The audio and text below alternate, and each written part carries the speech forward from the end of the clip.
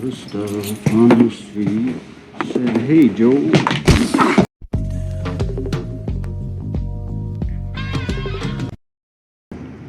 Guy in there killed your father.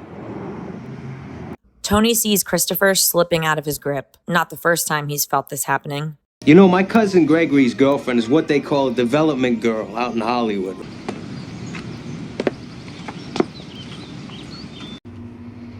I love you. You preach all this wise guy shit, and meanwhile, the only ones who gotta play by the rules are us. But it was here, in this moment, that Tony decided to take advantage of Christopher's past and the absence of any memories with his father. John said he went to a cookout at your house. Yeah. Don doesn't wear shorts. Right before Tony tells Christopher the Barry Haydu story, he's embarrassed by Carmine Sr. in front of the other guys. Christopher's also in the bathroom with some girl and not really concerned about Tony. And I think Tony feels like he's losing control. You have a good time tonight? All right. Learn anything? You got a real hard on for me, that's all I know. Oh, you think so? Barry Haydu. Detective, lieutenant in the Clifton Police Force. Not to be confused with this other legendary detective. Hi, this is Detective Mike Hunt, Beaver Falls, Pennsylvania Police Department. Been tired today? When Barry Haydu is pulling into his driveway, he's listening to Lady Marmalade by LaBelle, and one of the classic lines in that song translates to, "Do you want to sleep with me?" Christopher isn't going there to sleep with Barry Haydu, but he is going there to send Barry Haydu to sleep with the fishes. Bringing home a crib for me? Yeah. Well, no, he was outside the house, but he wasn't carrying a crib. He had a bunch of TV trays. Could have been a crib just as easily. Made a lot of money over the years. As soon as they come through the door, we're gonna nail them. Oh, shit. Because he's been useful. But he's outlived it. It's not that the idea of being connected to local cops is far-fetched. We see it for ourselves. No gunshots, or we gotta take the call. Yeah. Go play cops and robbers. Tony. Billy, thanks for calling. Sure, as soon as I found out it was your mom's place. That him? With the sombrero on? No, you can't tell from me. Well, maybe yeah. Yeah, probably. But I've heard you say before that you love this young man. You may say, well, what if the guy who actually shot Dickie was Barry Haydu? Maybe he was on Junior's payroll at that time. Tony doesn't even know that it was Junior who ordered the hit on Dickie. So in that case, how would Tony actually know the truth about the identity of the person that Junior hired to shoot Dickie? Okay, so then how does Tony know Barry Haydu's name at all then? Well, maybe Tony has encountered this Barry guy at one point or another. It's not very hard to learn an officer's name. Throw it out. Forget it. The fuck, I gotta call my guy down at the DMV to get this squashed? Tony, I spoke to his unit commander. Nobody likes the guy. He's a goddamn rabble-rouser. Just lucky I knew that cop, so he cut me a favor.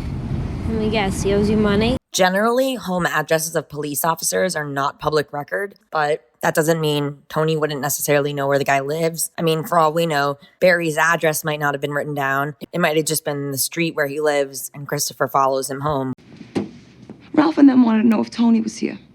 Why, is he gonna be? You don't know what this guy did for me. Yeah, I do. Not get my stripes. Something I can't talk about. Something that was ruining my whole life, and he made it right. What I owe him, I would follow that man into hell. It's after Tony does this big, amazing gesture for Christopher that the guys start coming to Crazy Horse staying out. And when Adriana complains about it, Christopher uses this big gift from Tony as justification for why he and the other guys in the crew can come and go as they please. This place isn't bugged. The cops and the feds don't know about it. Probably in time they will. So he really was fully on board with following Tony into hell, and he took Adriana with them. So, over the next couple of years, more and more, I'm going to be giving my orders through you. And then finally, only through you. Other guys, Sil, Paulie. One thing they're not. They're not my blood. Just like this false narrative about Dickie Moltisanti's alleged killer, Christopher and Tony are not, in fact, nephew and uncle like they tell everyone. Tony calls Christopher his nephew, yet sometimes you refer to them as cousins. Yeah. Right. See, Chrissy's not Tony's nephew. Chrissy's Carmela's cousin. She was first cousin to Dickie Moltisanti, Chrissy's dad. But he was always kind of like a big brother to Tony. Dickie. So Tony calls Chrissy his nephew. I'd follow you into the gates of hell. That's what I was gonna say to you. What you did for me, that fuck who killed my father. I'll never forget that. You know I'm a police officer. You're my nephew, Christopher. And I love you. And that's the only reason you're alive right now. You and me, we're close. We've done a lot of things for each other. The cop shot my father.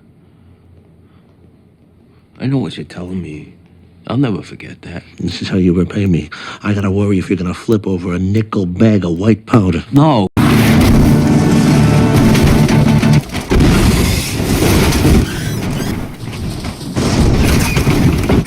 Let's be honest about the great Dickie Moltisanti. My dad, your hero. Wasn't much more than a fucking junkie. We know that when he dies, he has pills on him, but those weren't for him. Those are for Livia. When it comes to the past and even the present, how much of it is true and who's intentionally lying versus telling what they think is the truth based on false narratives they've heard and taken at face value, like Christopher. It's not too late to cut your losses. Unlock me, give me the weapons. I promise you I will do whatever is in my power to help you. We're offering you a way out, Aid. A chance to save your life and Christopher's life. When Barry Haydu says it's not too late and that he can help Christopher, it makes me think of Aid sitting in the FBI offices while Agent Chicharron tells her that they can help save her life and Christopher's life. But their information is faulty, or they are deliberately not telling you the truth. Well, maybe.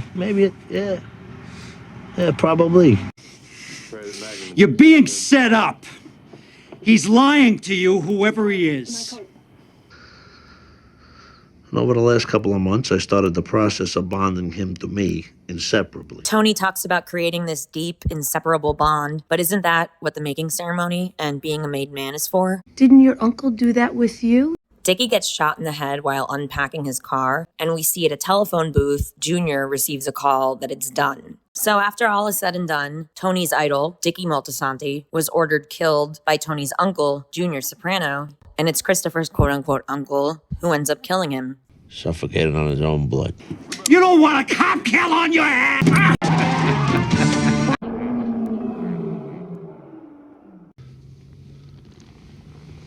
That's the guy, Adriana. My Uncle Tony. Good luck. The guy I'm going to hell for. He's lying to you, whoever he is. Wouldn't make any difference. He wants you dead. Thanks for watching. I'd love to hear from you.